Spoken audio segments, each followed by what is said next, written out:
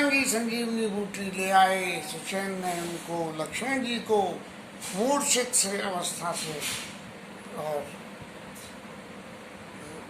ठाकुर जी की सेवा के लायक वापस दोबारा खड़ा कर दिया। और ऐसे परिस्थिति की खबर जब रावण महाराज के पास पहुंची है तो रावण महाराज तो बहुत परेशान हो गए और जाके उनने कही कि अब अपने घर के बड़ों को ठिकाने लगवाओ, छोटे तो कुछ कर नहीं पा रहे हैं, तो बड़ों को पहले जो है आगे कर दो। जब जो है घर के बच्चे काम नहीं कर पाए तो बड़ों को भेज दो। तो उन्होंने कही ये लाओ कुंभकर्ण के पास चलो, और उन्होंने जाके कुंभकर्ण को जगाया और कुंभकर्ण को जगा के दुनिया भर की बातें उनसे कही। तो कुंभकर्ण महाराज कहने लगे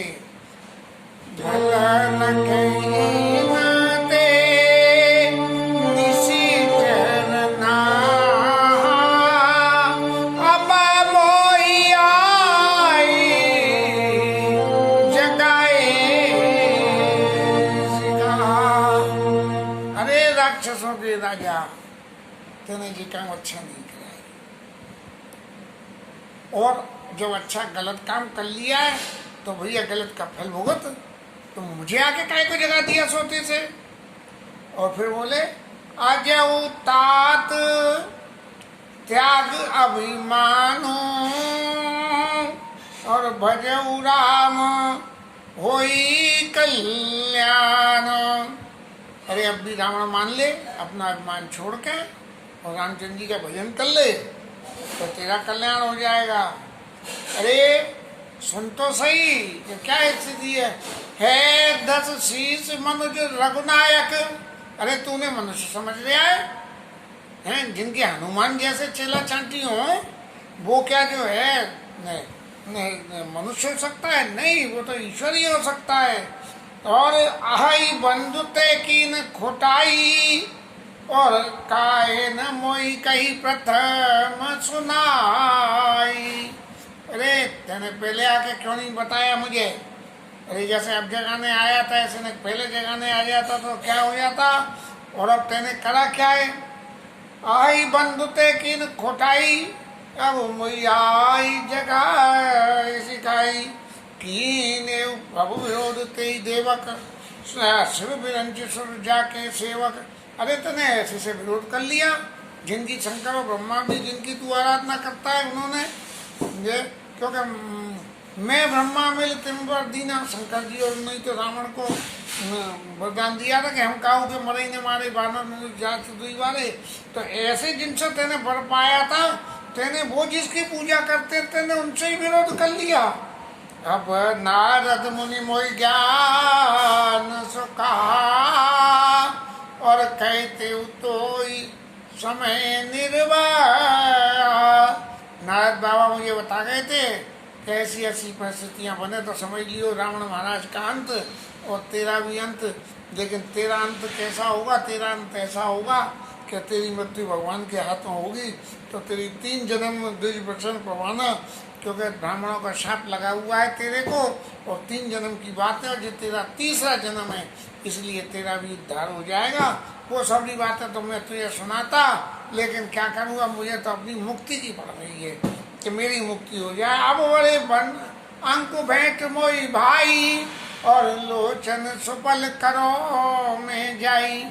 अब तो मुझे जो है अपनी बाहों में भर के मुझसे भेंटा कर ले और मैं वहाँ जाके और भगवान राम को देख के अपने लोचनों को अपने नेत्रों को तप्त कर लूँगा। अब रावण महाराज के मन में और फिर कहने लगे श्याम गात सरसीरु श्याम गात सरसीरु लोचन देखो जाई ताप त्रैमोचन। जिनका श्यामल गात है, श्यामल रंग है और कमल के समान नेत्र हैं और देखते ही क्या है कि दैहिक दैविक और भौतिक तीनों तरह के तापों का नष्ट हो जाता है। तो मुझे तो सौरे जो है ये ताप लग रहे हैं तो मैं क्यों ना मैं जाके उनका फायदा उठाऊं। तू तो मूर्ख है, तेने उनसे ही वंदना कर ली, उनसे बैर कर लिया। अरे जाके तू उनसे अब भी माफी मांग ले। राम रूप गुण सुमीरता और मगन भयऊ क्षण एक और रावण मांगे कोटि घट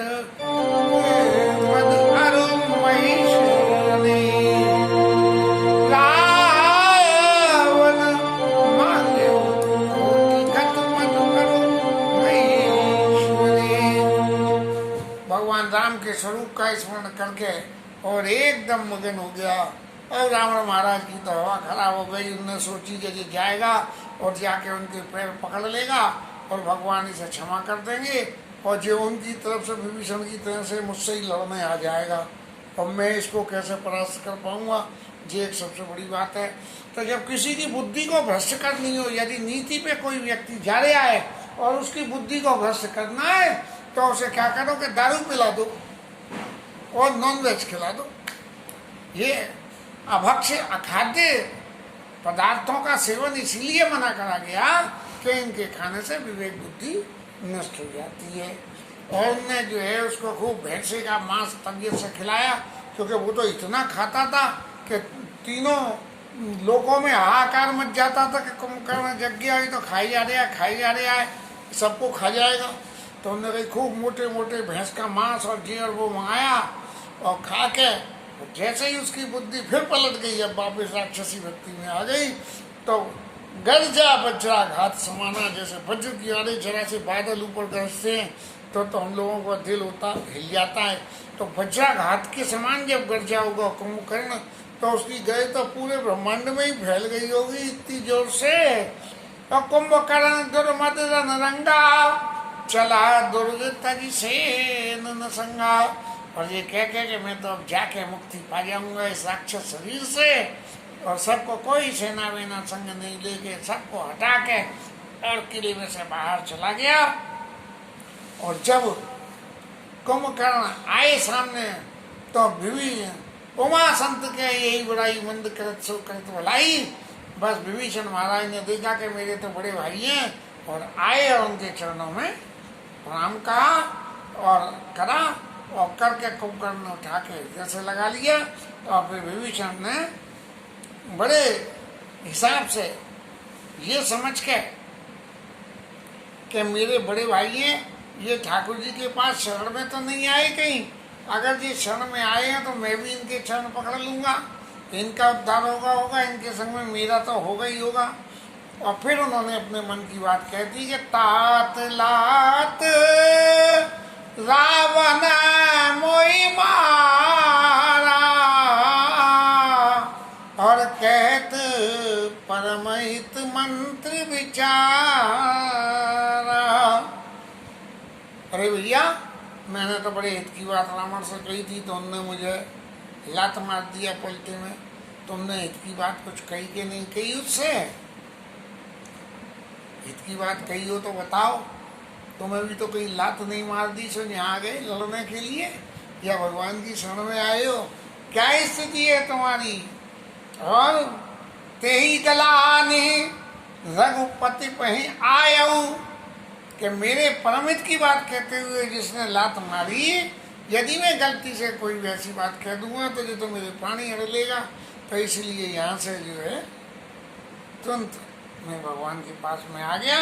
और दीन जान प्रभु के मन भायो, जब संसार लात मार देता है भगवान तभी अच्छे लगते हैं। और भगवान अपनी शरण में बुलाने के लिए ही संसार से लात पड़वाते हैं कि अरे ये वैसे तो मेरी शरण में नहीं आ रहा, लेकिन लात पड़ेगी तो जरूर आएगा।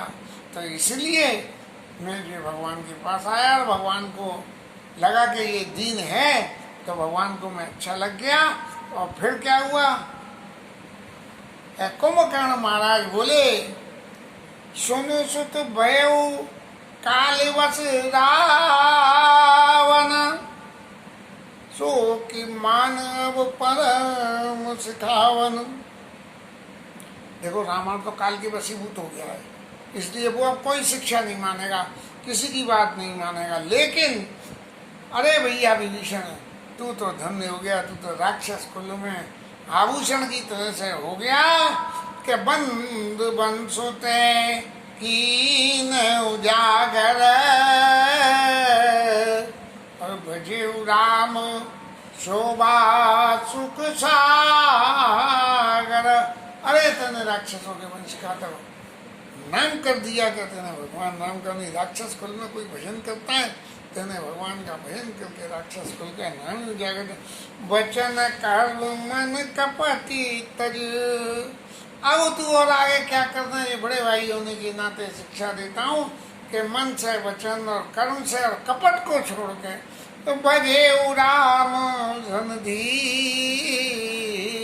भगवान राम का भजन करियो और जाओ निज पर सूझ मोही भयो काल बस वीर।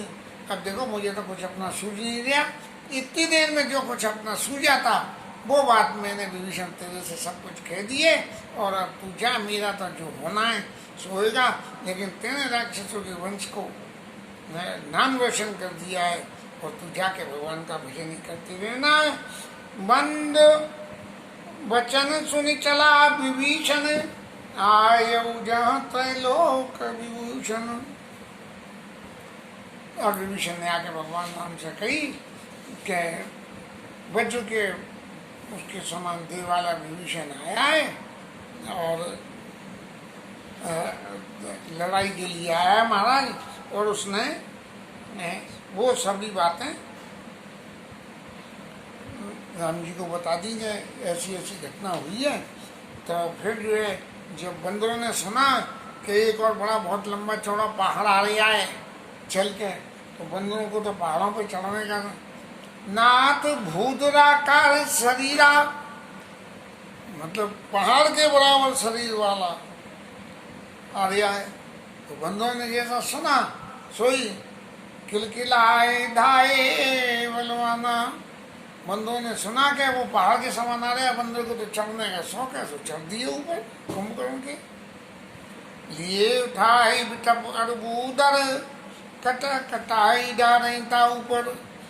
और बंदर जो है वो पत्थर और पेड़ उसके ऊपर में डालते चले जा रहे हैं।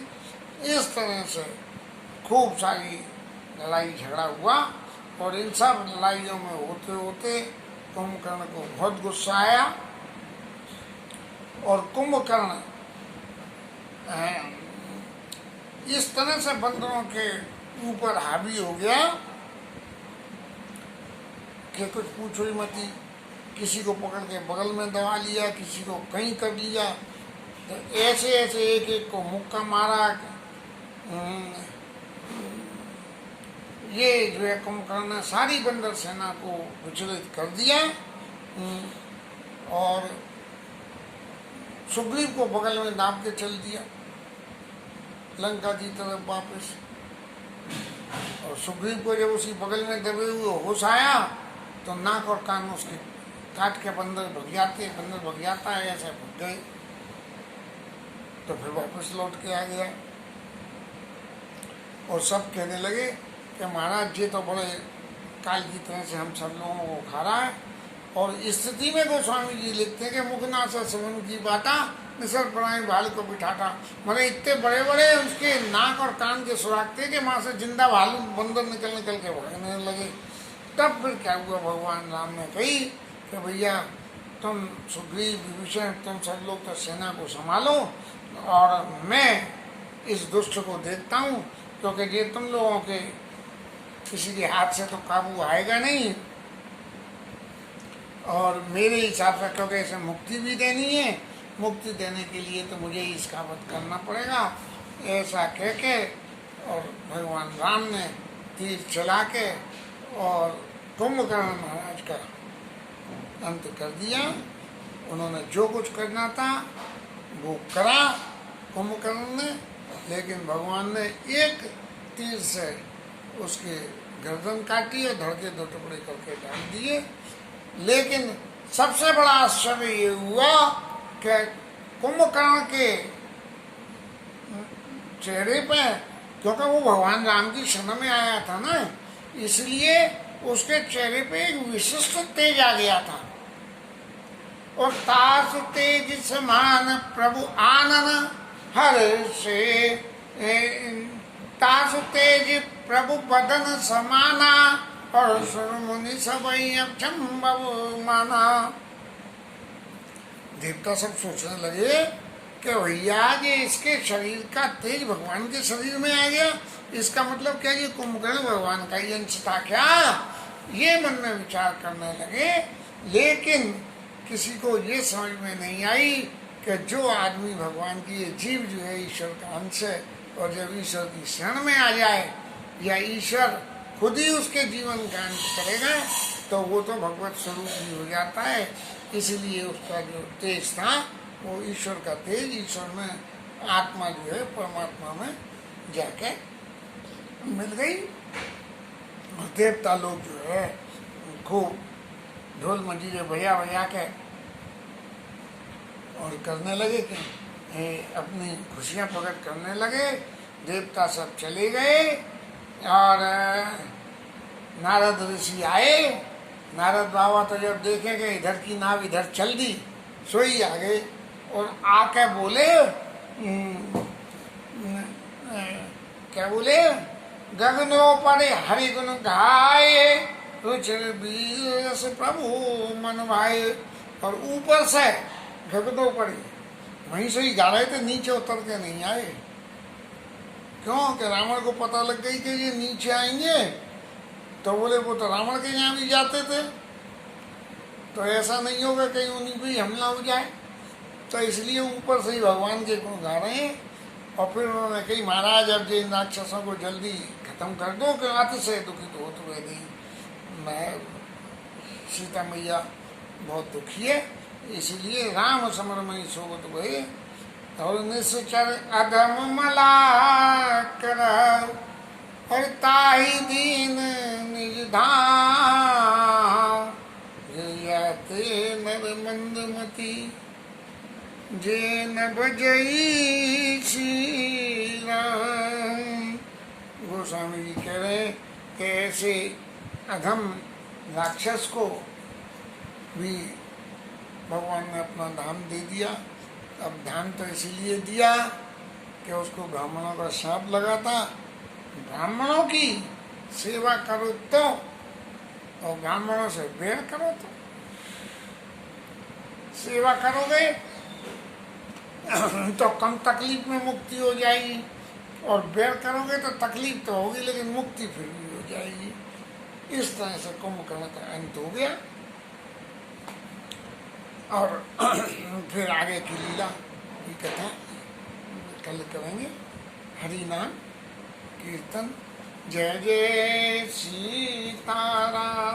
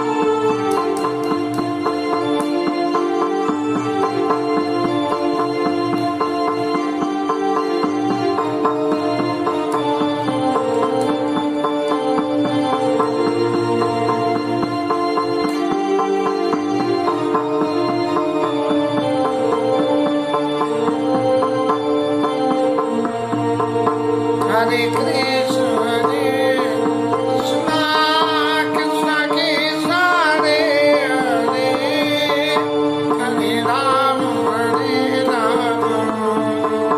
Rama Hare